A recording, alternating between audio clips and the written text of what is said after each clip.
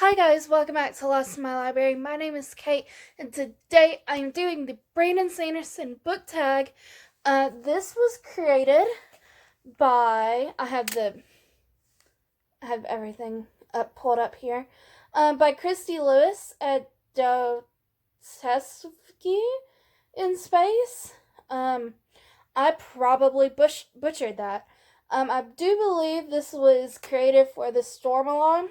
That I was not part of. But I saw this tag and I was like, I love Brandon Sanderson. I have gotten into him in recent months and really started reading him this year.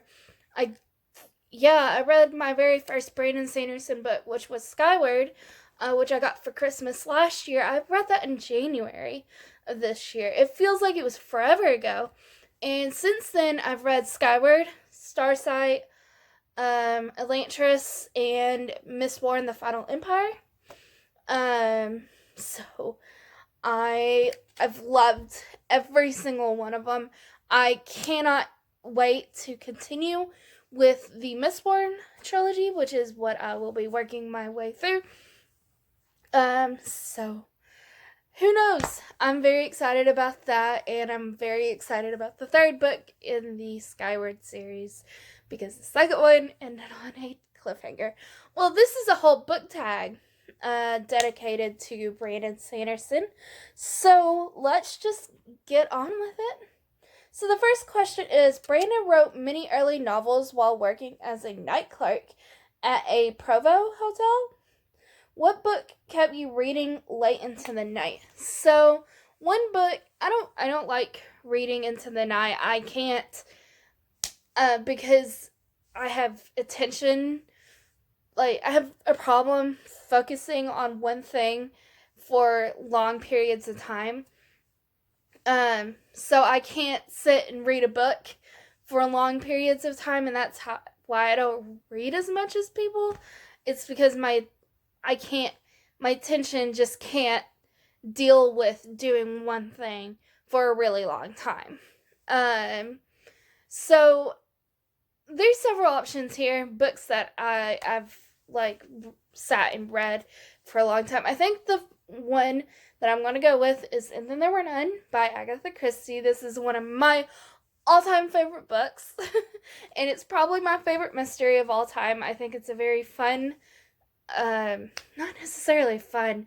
It's a interesting read, because there's a poem that goes with it, and then the deaths that happen in the story follow the poem, and it's not what you think, generally, when you read the poem, like, oh, this is what the next death's gonna be like about, but it's going to be very, very different than what you would think.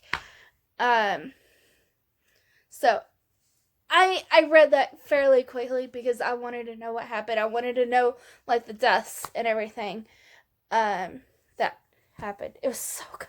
So good. Unlike Murder on the Orient Express. But no, I digress. I'm still kind of salty about that one. Okay, number 2. Brandon's complex magic system set his fantasy apart. What subject do you love to read about in all of its complexity?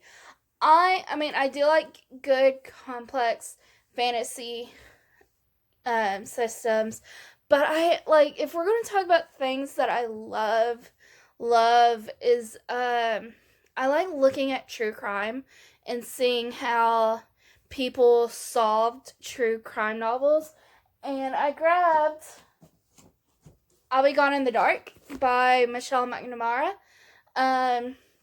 This is the book that brought on the capture of the Golden State Killer.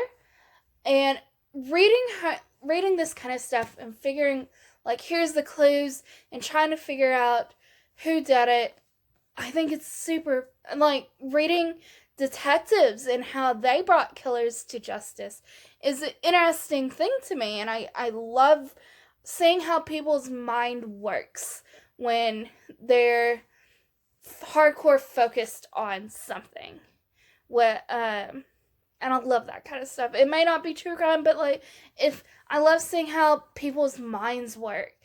And I love true crime. I love mysteries with detectives that do that. Um yeah. So I love a good mystery where I get in the mind of the detective. I think it's super fun. All right. The next question is Brandon gets ideas from watching other storytellers fail to execute a concept well. He figures out how to do it better. What two books handle the same concept in strikingly different ways, and which did you prefer? So I'm going to go with And Then There Were None and One by One by Ruth Ware. These both are books about people getting actually the same number of people, actually 10 people, 8 people that are like the group, and then 2 workers. It's kind of crazy. It's literally kind of the same setup almost, except that and then there were none. They didn't know each other, but in One by One, it was a company retreat, so the 8 of them knew each other. And they all have secrets, but or not everybody has secrets in One by One.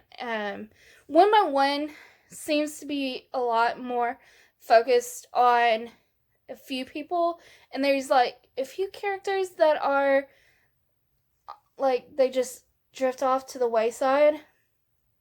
Um, and and then in the Were None, there's a few like that is like, but there's a lot of like you figure out secrets about all of them and why they're there.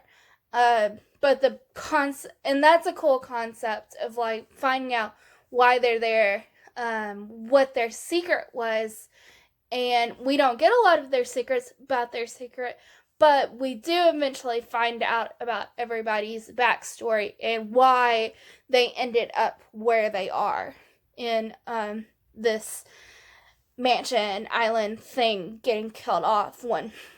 But Ruth Ware's One by One, there's a few characters that are there just because they're there, not necessarily, and the deaths are not as creative as And Then There Were None. I prefer And Then There Were None just because I think it's a lot more creative in its setup and its backstory than One by One, whereas One by One feels like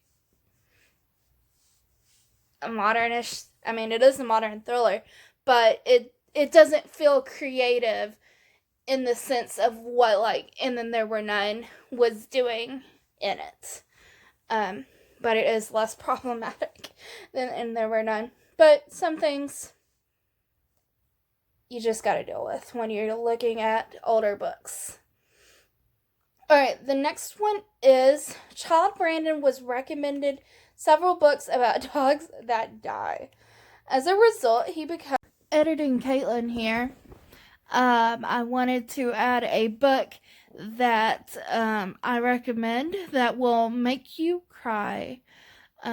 Probably, and it's called A Dog's Life by Anne M. Martin. I read this when I was a small child, and it ripped my heart out of my chest. Recommend it. Nobody ever talks about it, so you should read it. I cried. This was one of the books I vividly remember crying in while reading. I was also a very small child. I haven't read it since I was a very small child, just because it rips my heart out of my chest, but I highly recommend it. Read it. Okay, back to the video. I became a reluctant reader. Please share a formative, good or bad childhood reading experience. I wasn't allowed to read. There were a lot of things I wasn't allowed to read when I was younger, and I feel like now that makes me reluctant to read certain things like smut and just like heavy romance. And I think my formative years of like teen books being looked down upon because they're for young girls, written for young girls. I think that really, and not, things aren't held as good literature just because of the age range that they're written for. I think that really hurt my reading and what I like. And it has stopped me from reading a lot of things, and I'm working on that. I think that's the bad part. Good thing that happened. I read Goosebumps when I was younger, and now I am in love with horror in general. I love horror. I love horror novels, movies. I love it all. So I think Goosebumps is where everything began. Not necessarily reading, but Teen Titans got me into comics and manga, and I haven't read a lot of manga. Why did I say manga? I don't read a lot of manga, and the one manga I own that I read, I don't like. So, I don't know why I said manga. I want to get into manga, but we'll see. Okay.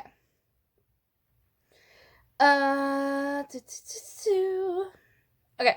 Brandon and several friends host the Writing Excuses podcast, and they frequently invite guests. Please tell us about a collaborative fiction project and what you thought of it.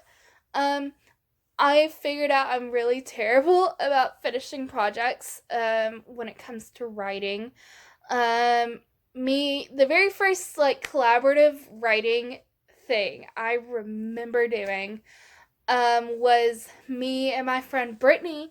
We were going to write a Harry Potter play. This was a long time ago. This was when I was in 6th grade. So this was 1990, 2009. So long before Crush Child was even a thing. We were going to write a play. Listen, we were going to write a play. We didn't finish it. We were going to write a play about Harry, Hermione, and Ginny using a time turner and getting stuck in this loop where they have to go back to the final scenes of every book. Because Voldemort was trying to kill Harry again, but it was eventually just going to try to be Harry, but it was going to be Harry, Hermione, and Ginny that gets stuck in this loop, and we didn't get very far, but that was a very fun thing that we were working on. We had a whole cast list. It was so funny. We cast a bunch of our friends. I was gonna be Ginny. My friend Brittany was gonna be Hermione. I don't know. And then my friend Ryan was going to be our friend Ryan was going to be Harry, and then we cast a bunch of people for it. Why? I don't know. But it was a lot of fun. I've done fanfiction collaborative works with my friends as well. My friend Naomi. We have written things. More recently, I wrote a fan fiction for a YouTube channel called Rayon is Rayon. He does Walking Dead type videos. He hasn't in a long time. But he made these videos, and I wrote the fan fiction. He made videos reading my fan fiction. So I guess that's also a collaborative writing experience. But yeah, I've done several. I'm terrible at finishing projects. Okay, so the next question is Brandon's first book, White Sand Prime, was rewritten and eventually converted into a graphic novel called White Sands. What book would you like to see in another format? I think the obvious answer would be to say Riley Sager's works, like Final Girls, which is the only one I've read, be turned into a horror movie, because I think they work perfectly and would convert very well into a horror movie, obviously. But I sat and thought for a little bit, And I think I would like to see hashtag murder trending and its sequel, hashtag murder funding.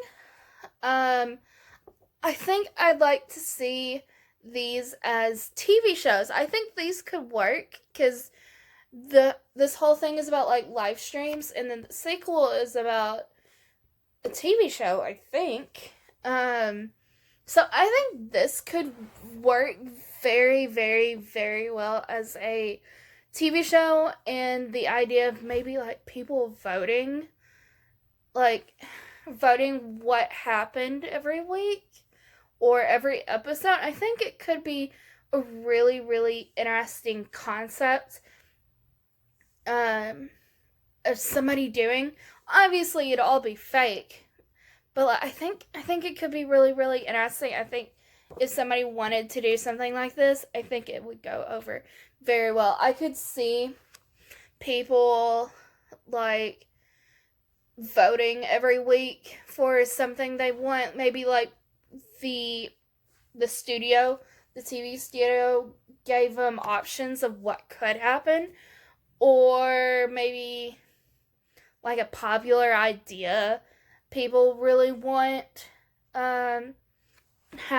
I think that could be really, really interesting. But also following this kind of like storyline as well of what's happening.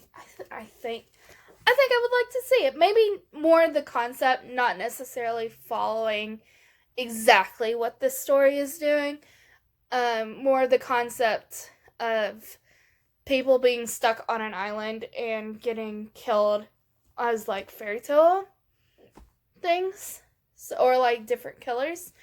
I think I like the concept, and I think the concept could work really, really well with audience participation. So, yeah, I think hashtag murder trending. So, the next question is, Brandon writes very quickly.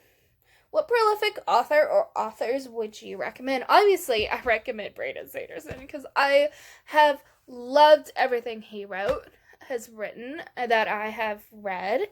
I also am a huge, huge, huge fan of Rick Riordan. This is just the first book I grabbed of Rick. Huge fan. I like Stephen King. I think he's a pretty good author. Other prolific writers, Toni Morrison. She's amazing. I love Toni Morrison. I think she's such a cool writer. Rest in peace, my good lady. So, yeah. I'm trying to think of what else, like, other prolific writers that I really like. I think that's it. It's just sad. I need more female writers in my life that I very much enjoy. Okay. Next question is, Brandon's Cosmere Universe books are grounded in Platonic philosophy. What book or series gets you really excited about the source material? I'm gonna say, we're gonna bring back Rick Riordan here. Rick Riordan, when he's writing like Greek mythology, Roman mythology, Egyptian mythology, Norse mythology, it makes me want to go back and read the myths that he wrote on and see how he took the myths that they're based on and changed them and took his own twist on them, and how different it seems. I've read The Lightning Thief, obviously, and I've read The Odyssey. And when you have read both of them, you can see that Rick Riordan took the idea of the Odyssey and made it kid-friendly. And that's The Lightning Thief, basically. Crazy, I know. And that's what some people complain about, is the craziness. But that's what Rick Riordan was trying to do. He was trying to be like the Odyssey and change it and twist it to his own thing and make it kid-friendly. So, yeah. Rick Riordan makes me want to read the mythology a lot more. just because he makes it interesting. Okay. Number 9 is Brandon loves to show multiple sides of every issue and to contrast character values. Please share a book handles controversy well. I would obviously say something like Elantris. I think Elantris does it perfectly because it's split into 3 characters, and one of those characters is not a very good guy. But his story's interesting, and seeing how his views and everything changes over the course of the book is very, very interesting. But I'm also going to say, I'm going to bring back Toni Morrison here. Mercy by Toni Morrison. This is, if you didn't know, because it doesn't tell you, just an FYI, it is split into multiple. We're talking like every character in this book gets their own chapter. For the most part, you get pretty much every chapter it changes. But I do believe that we get, I think it's Flora, isn't it? Every other chapter is Flora. I think it's Flora. Florence. I was very close. Florence. Yeah. There's a lot of, in this and Beloved, there's a lot of hard topics talked about in this book. And you can see where a lot of people come from when they're talking about what they do. So I think Toni Morrison does an amazing job of writing multiple perspectives in a book. And I highly recommend Mercy, but do look up content warnings for it, because it's a hard book to get through. It's a very hard book to get through. But all her books, I think all of them, I mean, I've only read 2, but both of them have, especially Beloved, have a touch of magical realism in it. So if you want books with magical realism in it, I highly recommend Toni Morrison. So, and the last question is, Brandon Sanderson is a writing teacher, and unlike some writing teachers, he posts his lectures online for free. What free literature resources are you grateful for? I am grateful for things like that. Brandon Sanderson publishing his free lectures online. I love the library. The library sources are great. When I was in college, I had access to JSTOR for free, and I enjoyed that. I don't know if I have that access anymore, but I really enjoyed that when I had access to it. Yeah, I'm really terrible about keeping up with all this kind of stuff. But yeah, library and authors giving free knowledge interviews with authors, I think, are a great source. Interviews with other people in the industry. I love to read their thought processes and everything. So yeah, that has been the Brandon Sanderson book tag. So thank you guys for watching. I hope you enjoyed. And I'll